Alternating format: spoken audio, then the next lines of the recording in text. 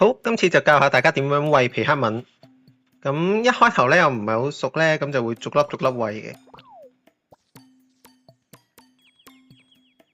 但係後尾就發覺原來點住佢拉落去，佢就可以自己走過嚟噶啦。一開頭佢個教學咧就一直係都係教逐粒逐粒掟，逐粒逐粒掟過去，所以有好長時間都係慢慢逐粒逐粒掟落去。咁同埋另外啦，頭先見到呢個球狀。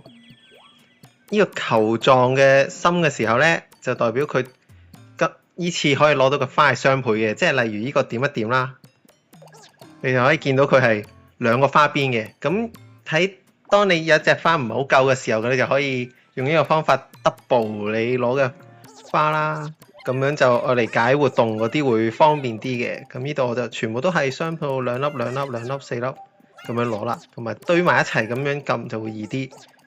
但係有時攞下佢就會行開晒嘅。咁初頭佢嘅教學就係撳個喇叭等佢黐埋一齊啦。但係佢咁樣撳完之後，其實佢會分開個距離都幾遠下嘅。所以我通常就會直接撳入去好似係種花撳完出嚟，佢就會自己堆翻埋一齊噶啦。咁另外個圈嘅時候，每一日都會有個時間係全部都會變晒做呢啲圓形嘅。睇下先撳唔撳到？係啦，呢啲圓形嘅波仔。咁